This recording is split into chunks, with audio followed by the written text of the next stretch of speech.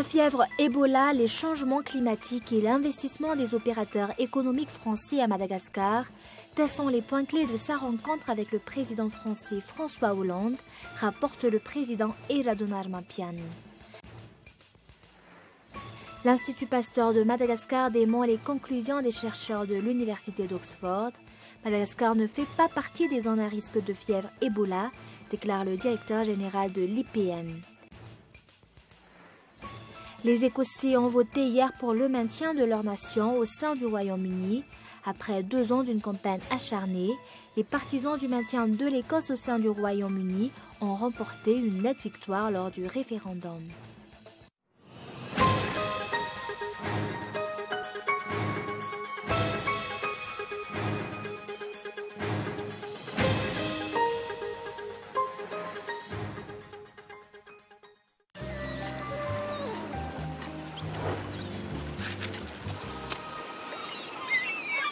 En septembre, dépêchez-vous, du grand spectacle arrive sur Canal+.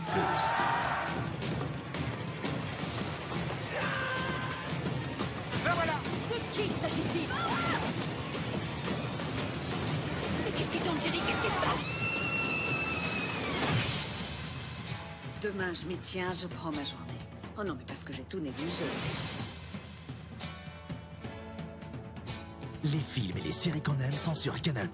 Et exceptionnellement pour la rentrée, le décodeur est à 5 milliards. 5 milliards seulement. Pour tout abonnement, prélèvement bancaire dès le bouquet Évasion. Du 15 au 20 septembre uniquement. Rendez-vous en boutique et distributeur agréé Canal+.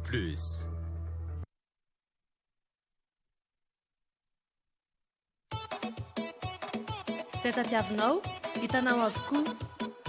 Premier choix, première qualité, TV LED,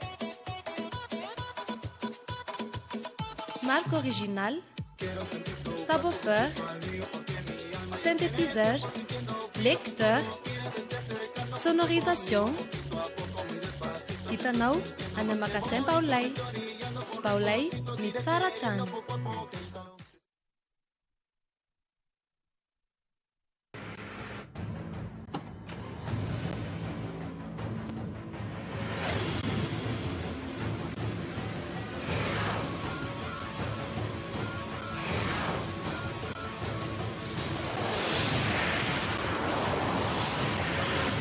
Avec Premium by Jovena, roulez plus, dépensez moins. Puissance, fiabilité, confort, économie. Nouveau, taux de soufre réduit dans notre gasoil. Jovena, le plein d'énergie. Exceptionnellement pour la rentrée, le décodeur est à 5 milliards. 5 milliards seulement. Rendez-vous en boutique et distributeur agréé Canal+. Pour la rentrée scolaire, économisez avec Shell. Du 15 septembre au 14 octobre, soyez les premiers à prendre du carburant.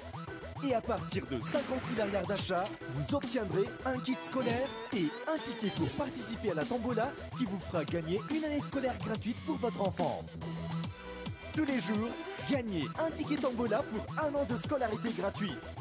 Chaque samedi, en bonus, plus de 1000 kits scolaires à gagner.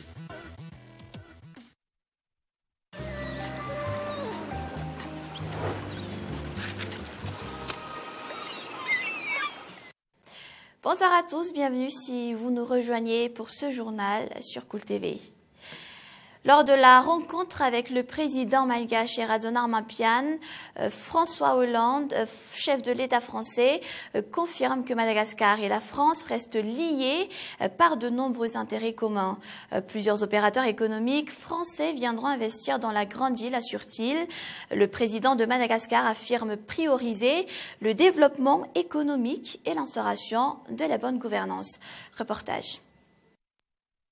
La fièvre Ebola, les changements climatiques et l'investissement des opérateurs économiques français à Madagascar sont les points clés de sa rencontre avec le président français François Hollande, rapporte le président Eradunnar Mampian. Vous avez un pays qui a un potentiel, qui a une volonté de développer, qui est aujourd'hui déterminé et s'engage à mettre en place l'état de droit, la bonne gouvernance, une justice équitable, lutter contre la corruption. Nous avons beaucoup de chantiers aussi sur le plan international à partager. Vous allez parler tout à l'heure de climat, vous allez parler tout à l'heure d'Ebola. Donc ce sont des luttes qui nous unissent encore davantage. Pour le président François Hollande, il est clair que la France a plusieurs intérêts en jeu à Madagascar. L'enjeu aujourd'hui, c'est le développement de Madagascar et la France est tout à fait disposée à y participer. Je rappelle qu'il y a 1000 entreprises françaises qui sont installées à Madagascar. Et le président va bientôt recevoir un certain nombre d'entreprises qui sont intéressées par de nouveaux investissements à Madagascar, où il y a des potentiels considérables, dans le domaine agricole, dans le domaine énergétique, dans le domaine aussi touristique. Donc pour toutes ces raisons, c'était très important que nous puissions nous retrouver ici. D'autres questions sur la coopération et le partenariat Madagascar-France attendent encore des réponses de la part de l'État malgache, notamment au sujet des îles éparses dont Madagascar exige le retour. Depuis près de 30 ans, la question de ces îles reste au statu quo au niveau de l'ONU. Après la France, le président Radon Armampian se rendra à New York pour l'Assemblée générale des Nations unies. Plusieurs accords de partenariat restent dans les tiroirs depuis la suspension de la relation de coopération avec les partenaires traditionnels. L'Union africaine renoue ses relations avec la Grande Île. Une rencontre entre la délégation africaine et le ministre de l'Intérieur a eu lieu ce matin. Les entretiens se sont portés sur l'échange des informations sur les catastrophes naturelles. Les explications.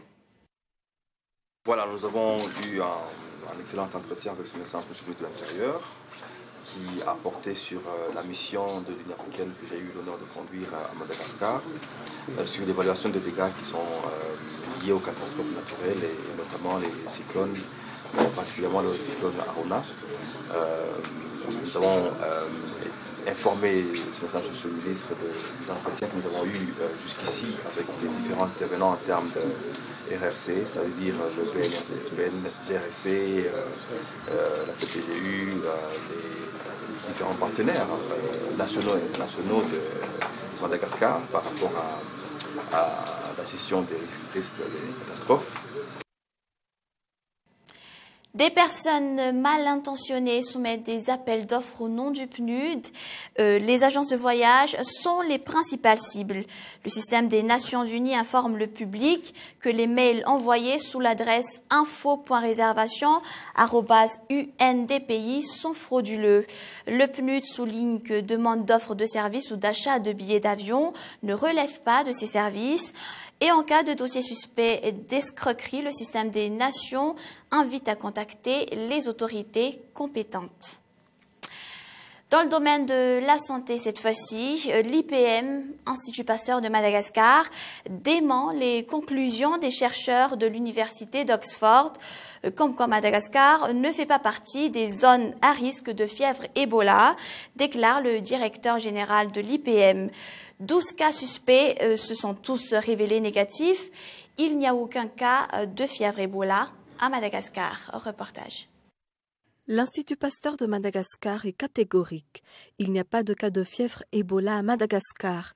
12 cas suspects ont fait l'objet d'une analyse à l'IPM et 3 autres ont fait l'objet de contrôle à l'aéroport international Ivato. Les conclusions sont formelles. Il ne s'agit pas de fièvre hémorragique.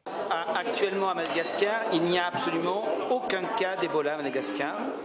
Tous les diagnostics se font à l'Institut Pasteur de Madagascar dans des conditions tout à fait contrôlées et il n'y a 0 cas d'Ebola à Madagascar.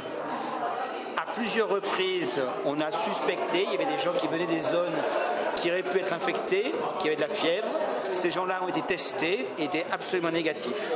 Des chercheurs de l'université d'Oxford ont classé Madagascar dans la liste des 15 pays à risque d'épidémie de fièvre Ebola et recommandent la mise sous haute surveillance de la Grande Île. Ces chercheurs se sont appuyés sur la transmission de la fièvre par contact animal, les chauves-souris en particulier. L'Institut Pasteur refute catégoriquement leurs conclusions. C'est une exagération. Ce n'est pas la réalité. Ils ont considéré Madagascar comme le reste de l'Afrique. Or, comme chacun sait ici, Madagascar, ce n'est pas l'Afrique. Ils ont fait comme si les chauves-souris et la population de Madagascar étaient la même que celle que l'on trouve en Afrique de l'Ouest, en Afrique centrale. Ce n'est pas vrai. Et nous autres, à Madagascar, à l'Institut Pasteur et avec des équipes de scientifiques qui travaillent sur les chauves-souris, nous avons fait des études. Premièrement, nous savons que les chauves-souris de Madagascar sont très différentes. Les chauves-souris qui peuvent être infectées par Ebola sont très différentes des chauves-souris qui sont en Afrique de l'Ouest et en Afrique centrale. Les dernières statistiques de l'OMS, Organisation mondiale de la santé, font état de plus de 2000 décès dans le monde. La gendarmerie s'accorde 3 mois pour établir la sécurité dans la région Analamang, contrôle des flux des personnes, des bovidés et lutte contre la corruption dans les villes seront priorisées. Les rondes sont systématiques la nuit comme le jour et toute personne qui entre ou sort des villes sera sous contrôle. Désormais, les pratiques de corruption au niveau des chauffeurs, des gendarmes ou des policiers feront l'objet d'une surveillance permanente. La coopération entre la force de l'ordre, les civils et l'autorité civile sera également consolidée. Nous allons maintenant passer aux actualités internationales.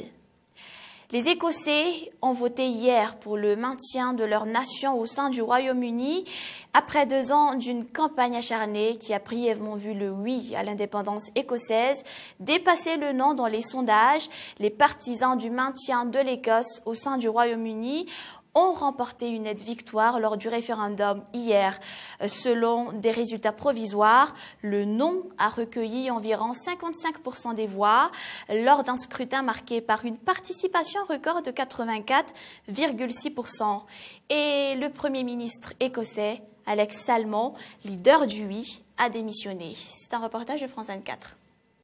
Sur les marchés de Freetown, la population s'affaire. Objectif, faire le maximum de provisions pendant qu'il est encore temps. Je suis venue pour acheter des médicaments, de la nourriture, de l'eau et tous les produits de première nécessité dont j'aurai besoin à la maison pour que ma famille et moi nous soyons le moins gênés possible, puisque pendant 3 jours, nous ne pourrons pas sortir et faire des achats. Du 19 au 21 septembre, les Sierra-Léonais seront en effet confinés à la maison. Une mesure exceptionnelle pour lutter contre le virus Ebola, dont l'un des pays les plus touchés par la maladie. Pendant ce temps, le personnel de santé se rendra au domicile des 6 millions d'habitants. Près de 30 000 travailleurs ont été mobilisés pour cette campagne géante. Objectif des autorités, informer la population et surtout identifier les malades. Ils vont se rendre de maison en maison pour délivrer un message clair au sujet d'Ebola et pour expliquer aux gens ce qu'ils doivent faire si un membre de leur famille est atteint par le virus. Mais la méthode est loin de faire l'unanimité. Coercitive, irréaliste, pour de nombreuses ONG, le confinement de la population pourrait même s'avérer contre-productif. Pour nous, ce n'est pas un moyen suffisamment efficace pour endiguer la maladie. Nous avons des questions sur la façon dont c'est fait et nous redemandons qu'il faut plus de capacité d'isolation des malades. Alors que les centres de santé sont débordés et peinent à accueillir de nouveaux malades, les autorités ont prévu des lits supplémentaires dans tout le pays, dont 200 autour de la capitale.